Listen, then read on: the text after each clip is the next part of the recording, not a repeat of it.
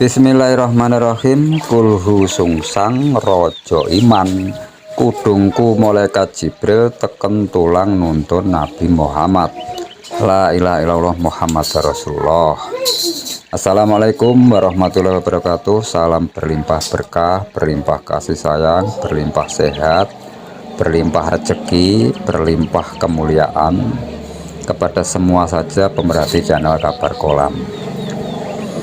Ini ada lagi pertanyaan yang tidak kalah unik dari yang kemarin. Pertanyaan dari teman kita melalui WhatsApp. Intinya gini, pertanyaannya itu, Om, doa kulu geni, kulu sungsang, ayat kursi, doa Sulaiman, doa kulhu ismul azam, dan lain-lain tuh yang paling ampuh yang mana, Om?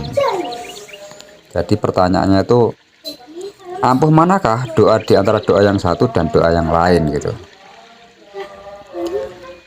Gini ya, saudara semua, sederek semua pemerhati channel.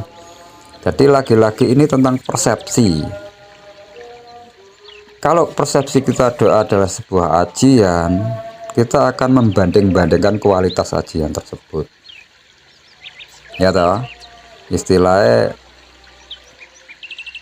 ampuh mana ini khasiatnya kan gitu.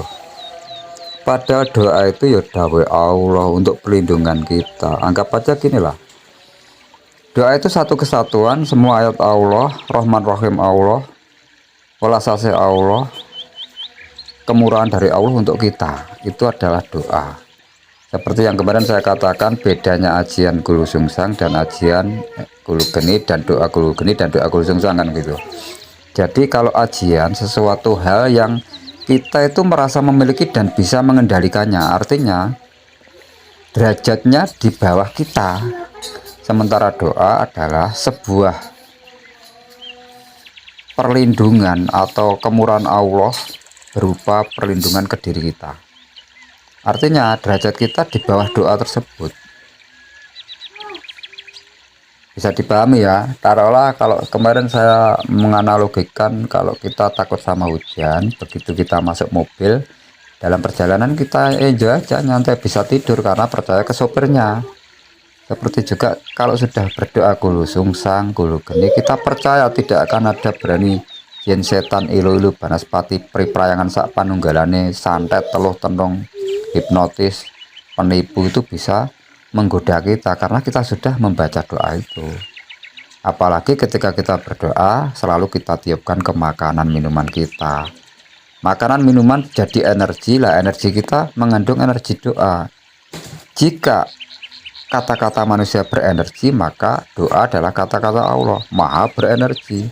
Sesuatu hal yang bermaha energi, maha berenergi masuk ke tubuh kita, otomatis membuat sel darah kita dan seluruhnya tubuh jadi terlindungi.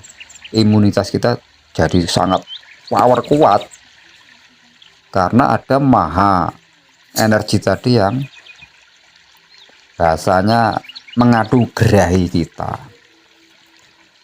Sekarang saya tanya, ampuh mana sih tangan kiri dan kanan? Ampuh mana sih antara kaki dan kepala? Ampuh mana sih telinga dan mata? Bisa jawab enggak? Jawabnya kan akhirnya, loh, itu satu kesatuan, Om. Kok diampuh-ampuhkan? Gimana ceritanya kita mengadu antara mata dan telinga? Di antara satu dan yang lain saling berkaitan, dan itu adalah anugerah dari Allah, Om. Nah, sama, jawaban saya sama.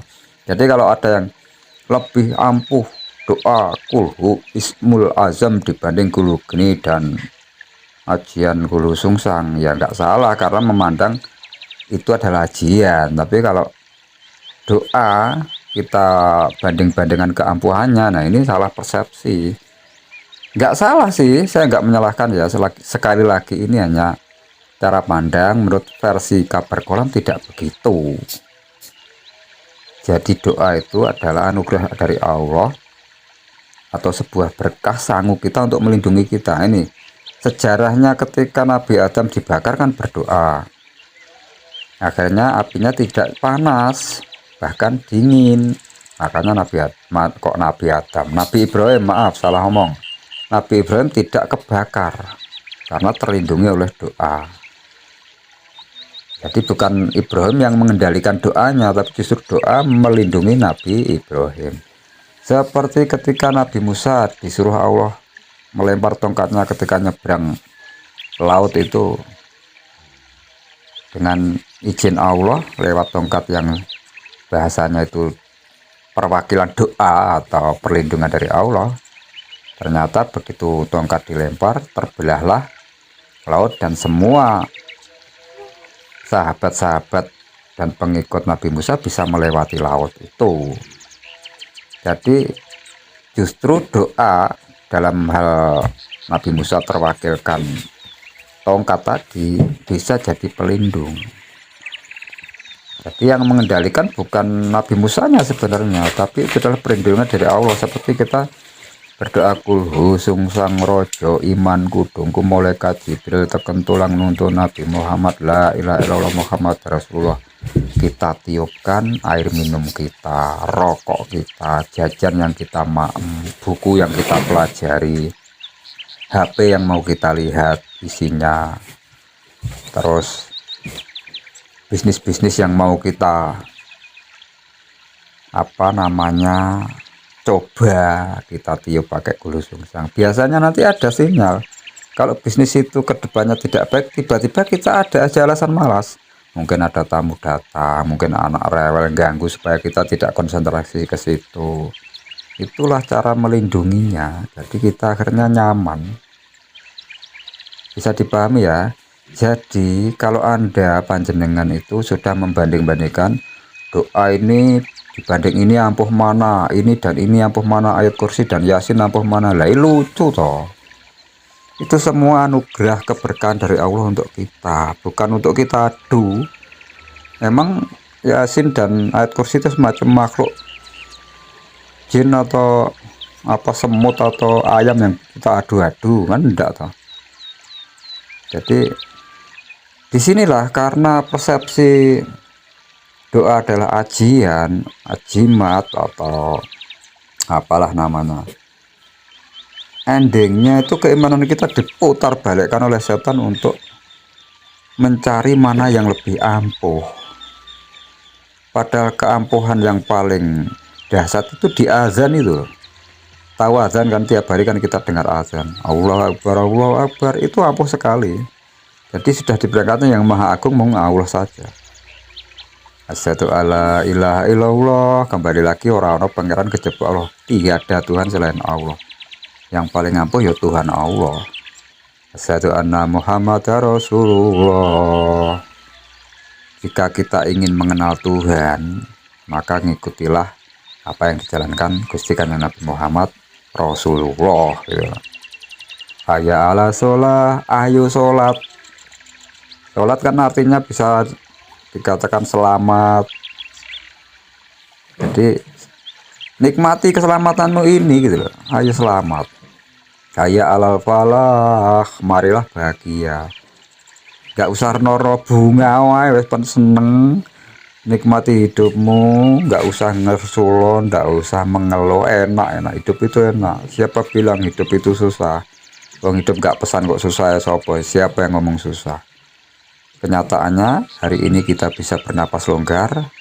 Apa kita perlu susah payah untuk bernapas? Enggak kan? Kita juga tidak perlu pesan alat pendengar, tiba-tiba telinga bisa mendengar kan? Artinya hidup itu perlu kita syukur dan kita rayakan. Hayya alal falah itu sudah perintah setiap 5 waktu ada suara adzan. Nah kalau di dalam sholat begitu takbir kan kabira walhamdulillah dan seterusnya. Ini nih, inna sholati wa nusuki wa mahyaya wa mamati lillahi rabbil alamin. Pasrah, menerima, ikhlas, pasrah apapun yang terjadi, baik mati kita, hidup kita, sujud kita, rukuk kita, urusan kita, penyakit kita, masalah kita, bisnis kita, pasrah kepada jenengan ya Allah. Itu ikrar kita tiap sholat loh. Tapi di kehidupan ternyata tidak. Kita malah masih memikirkan hal yang di luar ikrar kita. Itu kita masih sering komplain, menilai orang munafik. Padahal kita sendiri sebagai orang yang tiap hari sholat masih melakukan kemunafikan.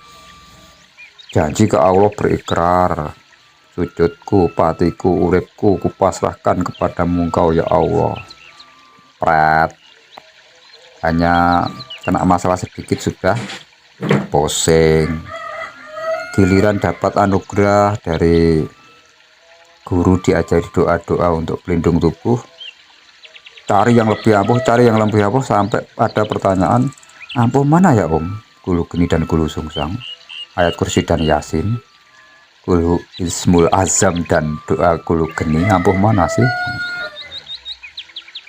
Ya nggak apa-apa sih, cuma menurut kabar kolam agak lucu aja gitu ya. Jadi mohon maaf, cara pandang yang panjenengan tanyakan. Halo sahabatku yang tercinta, terima kasih pertanyaannya. Ini mungkin lucu menurut saya karena saya merasa itu nggak pas ditanyakan, tapi bisa jadi ini jadi wawasan ya, jadi wawasan bagi panjenengan-panjenengan yang masih menganggap doa itu sebuah hajian.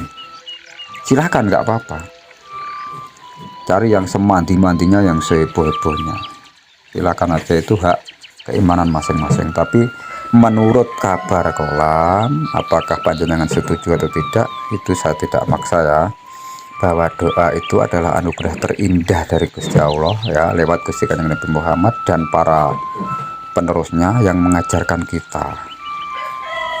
Kenapa saya mengatakan dan seterusnya dan penerusnya? Karena buktinya kan nggak mungkin dengan Nabi ngajari doa pakai bahasa Jawa loh, tapi tiba-tiba Sunan Kali mengajari kulu sungsang, kulu turko balik.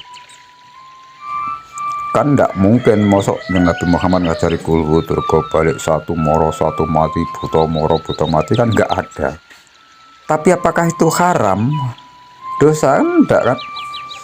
Allah kan bukan Tuhannya bahasa Arab toh. Allah itu Tuhan semuanya. Mau orang yang tidak mengakui bahwa Allah adalah Tuhan, tetap saja Allah jadi Tuhan.